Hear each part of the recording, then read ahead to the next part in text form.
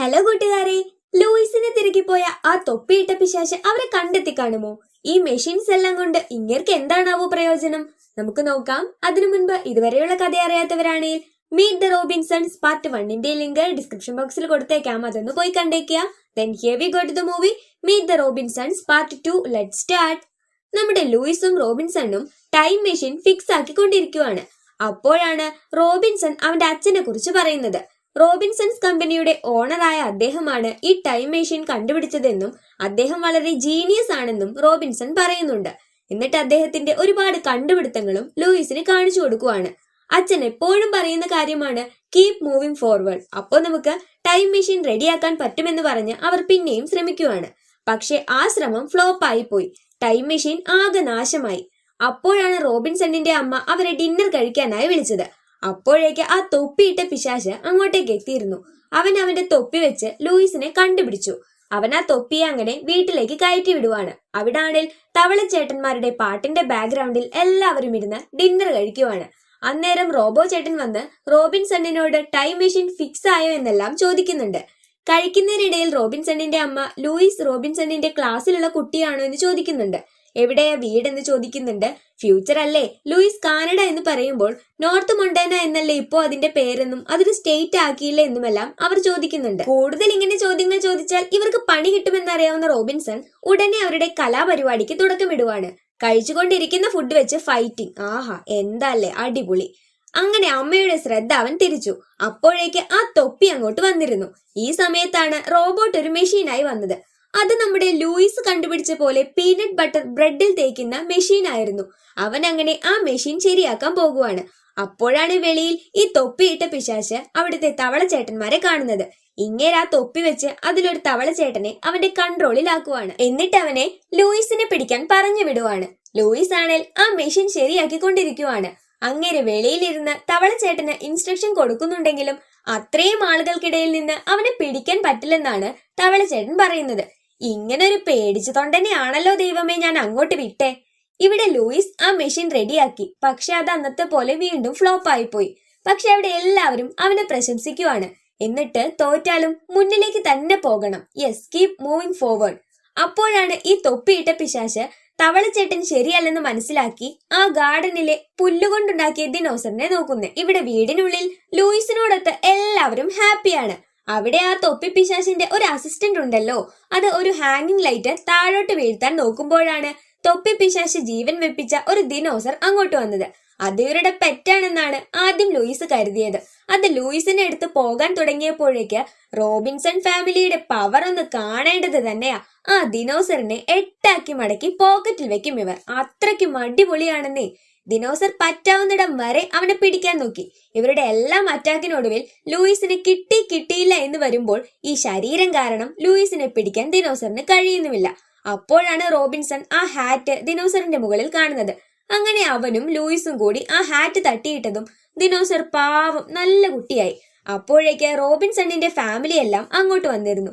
അവരെ കെട്ടിപ്പിടിക്കുവാണ്. എന്നിട്ട് റോബിൻസണിന്റെ അമ്മയ്ക്ക് ഇവനെ അഡോപ്റ്റ് ചെയ്യണമെന്ന മോഹം വരുവാണ്. ലൂയിസിനും സമ്മതം.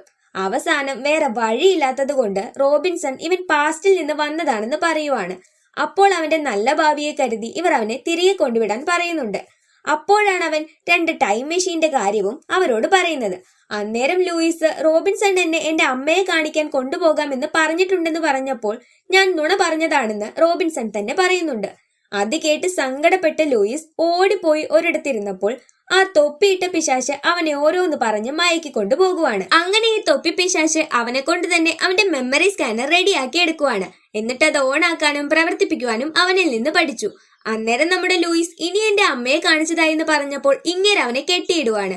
എന്നിട്ട് അവനോട് നീ എപ്പോഴും കീപ് മൂവിംഗ് ഫോർവേഡ് എന്ന് പറയുന്നത് എന്തിനാണെന്ന് ചോദിക്കുമ്പോൾ ലൂയിസ് അങ്ങോട്ട് ചോദിക്കുന്നുണ്ട്, റോബിൻസണിന്റെ അച്ഛനല്ലേ ഇങ്ങനെ പറയുന്നതെന്ന്. പക്ഷേ ലൂയിസിന് അപ്പോഴാണ് ചില കാര്യങ്ങൾ മനസ്സിലാകുക. അപ്പോൾ ഫ്യൂച്ചറിൽ ഞാനാണോ റോബിൻസണിന്റെ അച്ഛൻ? ഞാൻ നിങ്ങളെ എന്താണ് ചെയ്തത് എന്നവൻ ചോദിക്കുവാണ്. നീ എന്റെ ജീവിതം നശിപ്പിച്ചു എന്നാണ് അങ്ങേര് പറയുന്നത്. എന്നിട്ട് ആ റൂമിലെ ലൈറ്റ് ഇട്ടപ്പോഴാണ് അത് ഇവന്റെ ഓർഫനേജിലെ പഴയ റൂമായിരുന്നെന്ന് മനസ്സിലാവുന്നത്. അപ്പോ നീ? അതെ, ഞാൻ ഗൂബി. ഗൂബി നീയോ? നിനക്ക് എന്താ പറ്റിയേ എന്നവൻ ചോദിച്ചപ്പോൾ എന്റെ എല്ലാ തകർച്ചയ്ക്കും കാരണം നീയാണ്. നീ രാപ്പകലില്ലാതെ ഓരോന്ന് ചെയ്തുകൊണ്ടേയിരുന്നു. എന്നാൽ നിന്നെ സഹായിക്കാനല്ലാതെ ഞാനൊന്നും ചെയ്തില്ല. അങ്ങനെ നിന്നെ അഡോപ്റ്റ് ചെയ്ത ശേഷം ഞാൻ ഇവിടെ ഒറ്റയ്ക്കായി. എന്നെ ദത്തെടുക്കാനും ആരും വന്നില്ല. നീ വളരുന്ന വാർത്ത കേട്ട് കേട്ട് ഞാൻ നിരാശനായി. ആ ഓർഫണേജ് പൂട്ടിയെങ്കിലും ഞാൻ ഇവിടെ ഒറ്റയ്ക്ക്. നിന്നോടുള്ള വിരോധം എന്നിൽ നിറഞ്ഞു. അങ്ങനെ ഞാൻ നിന്റെ കമ്പനി തകർക്കാൻ നോക്കിയിരിക്കുമ്പോഴാണ് ഒരാൾ എന്റെ സഹായത്തിനായി വന്നത്. അതാണ് ഡോറിസ്. നീ കണ്ടുപിടിച്ച് വലിച്ചെറിഞ്ഞ നിന്റെ D5 എന്ന ഉപകരണം. അതായിരുന്നു ആ തൊപ്പി. അതിന് ഉപയോഗിക്കാത്തതിന്റെ വിരോധം അതിനുമുണ്ട്. അങ്ങനെയാണ് ഡോറിസിന്റെ സഹായത്തോടെ ആ ടൈം മെഷീൻ ഞാൻ എടുത്ത് സയൻസ് ഫെയറിലേക്ക് വന്നത്. ഇനി ഞാൻ നിന്റെ ഭാവി അവിടെ നിന്നിങ്ങോട്ട് നശിപ്പിക്കുമെന്ന് പറഞ്ഞ് ലൂയിസിനെ ഇയാൾ കൊണ്ടുപോകുവാണ്. അപ്പോഴേക്ക് റോബിൻസണും റോബോ ചേട്ടനും കൂടി അങ്ങോട്ട് വന്നിരുന്നു. എന്നിട്ട് ലൂയിസിനെയും എടുത്ത് അവിടുന്ന് പോകുവാണ്. റോബിൻസൺ അവനോട് സത്യങ്ങൾ പറയാൻ തുടങ്ങുമ്പോഴേക്ക് അവൻ എല്ലാം മനസ്സിലായി എന്ന് അവർക്ക് മനസ്സിലാകുന്നുണ്ട്. പക്ഷെ പെട്ടെന്നാണ് ആ ഡോറിസ് വന്ന് റോബോ ചേട്ടനെ തകർത്തത്. എന്നിട്ട് അവരിൽ നിന്ന് ആ മെമ്മറി സ്കാനർ അടിച്ചുകൊണ്ട് പോകുവാണ്. ആ തൊപ്പി പിശാചിന് ഈ മെഷീനിന്റെ ക്ലെയിം എടുക്കാനുള്ള പരിപാടിയാണ്. ഇവിടെ റോബിൻസൺ ആ ടൈം മെഷീൻ ലൂയിസിനോട് ശരിയാക്കാൻ പറയുന്നുണ്ട്. അവന് പറ്റുന്നില്ലെന്ന് പറയുമ്പോൾ നിങ്ങൾ എന്റെ അച്ഛനാണെന്ന് അവൻ പറഞ്ഞതും പെട്ടെന്ന് റോബിൻസൺ മാഞ്ഞു പോകുവാണ്. അങ്ങനെ ലൂയിസ് നേരെ ടൈം മെഷീന്റെ അടുത്ത് പോകുന്നുണ്ട്. അപ്പോഴാണ് പ്രസന്റിലെ കാര്യങ്ങൾ അവൻ അവിടെ കാണുന്നത്. അവിടെ ആ ഡോറിസ് ലോകം മുഴുവൻ അവന്റെ അടിമയാക്കി മാറ്റുവാണ്. ആ തൊപ്പി പിശാചിനെ പോലും ചതിച്ച് ഒരുപാട് ഡോറിസ് തൊപ്പികൾ ഉണ്ടാക്കി ലോകം മുഴുവൻ അവന്റെ വരുതിയിലാക്കുവാണ്. ലൂയിസ് ഫ്യൂച്ചറിൽ നോക്കുമ്പോൾ റോബിൻസൺ ഫാമിലിയും ഡോറിസിന്റെ കൺട്രോളിലാണ്. ഇവൻ നേരെ ആ ടൈം മെഷീൻ പെട്ടെന്ന് റെഡിയാക്കി അവിടുന്ന് പോകുവാണ്. നോക്കുമ്പോൾ ലോകം മുഴുവൻ ഡോറിസിന്റെ കൺട്രോളിലാണ്. എല്ലായിടവും ഡോറിസ് മയം. എവിടെ നോക്കിയാലും ഇതേയുള്ളൂ. ഇവന്റെ പുറകെ റോബിൻസൺ ഫാമിലിയും ആ ഹാറ്റിന്റെ വരുതിയിൽ ഇവനെ ഉപദ്രവിക്കാൻ വരുന്നുണ്ട്. എന്തിനാണ് ദൈവമേ ഞാൻ ഇങ്ങനെയൊന്ന് കണ്ടുപിടിച്ചതെന്നവൻ ആലോചിക്കുവാണ്. അപ്പോഴാണ് പ്രസന്റിൽ ആ തൊപ്പി പിശാച് കരാറിൽ സൈൻ ചെയ്യുന്നത്. പെട്ടെന്ന് ടൈം മെഷീൻ വെച്ച് ലൂയിസ് അങ്ങോട്ട് എത്തുവാണ്. എന്നിട്ട് തൊപ്പി പിശാചിനോട് ഇനി നമുക്ക് ഗൂബി എന്ന് തന്നെ വിളിക്കാം. അവനോട് നീ എന്നെ മനസ്സിലാക്കൂ എന്ന് പറഞ്ഞുകൊണ്ടിരിക്കുമ്പോഴാണ് ഡോറിസ് അങ്ങോട്ട് വരുന്നത്. അപ്പോൾ നമ്മുടെ ലൂയിസ് നിന്നെ ഞാനിനി കണ്ടുപിടിക്കാനേ പോകുന്നില്ലെന്ന് പറയുവാണ്. അതോടെ ആ ഡോറിസ് എല്ലാം നശിച്ചുപോയി.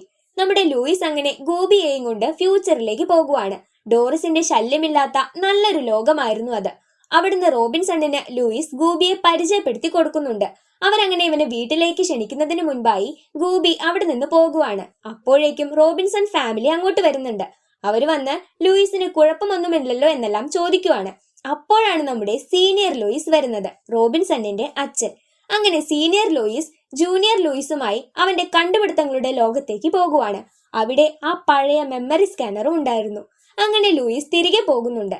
പക്ഷേ റോബിൻസൺ അവനെ കൊണ്ടുപോയത് പാസ്റ്റിലേക്കായിരുന്നു, അവന്റെ അമ്മയെ കാണാൻ. അന്ന് രാത്രി ആ അമ്മ കുഞ്ഞിനെ ഓർഫനേജിന് മുൻപിൽ വെക്കുന്ന ആ കാഴ്ച, സ്വന്തം അമ്മയെ ലൂയിസ് കാണുന്ന ഈ രംഗം ശരിക്കും വികാരഭരിതമാണ്. ആദ്യമായും അവസാനമായും അവൻ അവന്റെ അമ്മയെ കണ്ടു. അങ്ങനെ അവർ നേരെ ആ സയൻസ് ഫെയർ ഡേയിലേക്കാണ് പോകുന്നത്. നമ്മുടെ റോബിൻസൺ അങ്ങനെ സ്വന്തം അച്ഛനെ തന്നെ ഫ്രണ്ടായി കിട്ടിയ സന്തോഷത്തിലാണ്. റോബിൻസൺ അപ്പോൾ തന്നെ തിരികെ പോയി.